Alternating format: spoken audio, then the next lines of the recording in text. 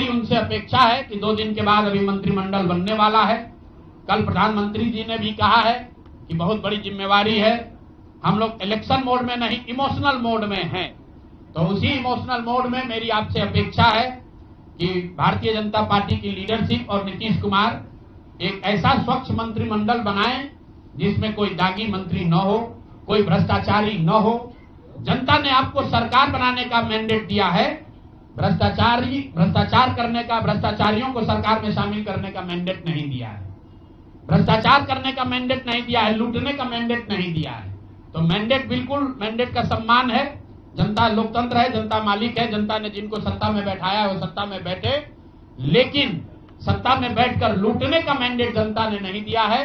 तो मेरी अपेक्षा है कि नीतीश जी, माननीय प्रधानमंत्री मोदी जी, अमित शाह जी, जिन्होंने बिहार की जनता को ये बताया है कि हम आपका विकास करेंगे, आपके बच्चे अब गुजरात नहीं जाएंगे मजदूरी करने, तो भाई अब आपकी जिम्मेवारी है ऐसा मंत्रिमंडल बनाइए ताकि बिहार के लोगों का पलायन बंद हो, यहाँ से बेरोजगारी खत्म हो और जो पिछले 5 साल से लोग भ्रष्टाचार से जूझ रहे हैं वो आगे भ्रष्टाचार न हो। जो बात हम लोगों ने पहले कही है, जिन नेताओं के बारे में कही है, उसमें कहीं पीछे हटने का सवाल नहीं है।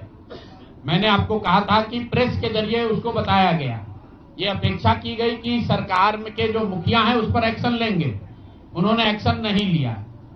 दूसरा, जनता की अदालत में गए, जनता ने भी उन्हीं नेताओं को फिर से जिताकर भेज दिया।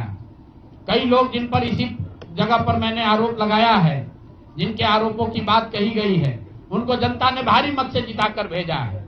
तो भाई अब जिम्मेवारी है सरकार के मुखिया के तौर पर नीतीश कुमार जी ये तय करें कि वो लोग सरकार के हिस्सा होंगे कि नहीं होंगे। अगर होते हैं तो निश्चित तौर पर जनता के बीच में भी उनके खिलाफ जाएंगे और जहां जरूरत पड़ेगी कोर्ट में भी जाएंगे। 70,000 के सीएजी के मामले में जो सीएजी ने 70,000 रुपए के अनअकाउंटेड मनी की बात कही है, उस पर ऑलरेडी जन सुराज हाईकोर्ट में रीट हम लोगों ने फाइल किया हुआ है। जहां तक व्यक्तिगत मामले हैं, जिन 4 नेताओं के बारे में बात की गई है, जैसे ही मंत्रिमंडल बनता है और अगर वो लोग फिर से सरकार में शामिल होते हैं, सरकार के हिस्सा बनते हैं, तो हम लोग निश्चित तौर पर न्यायालय का दरवाजा खटखटाएंगे।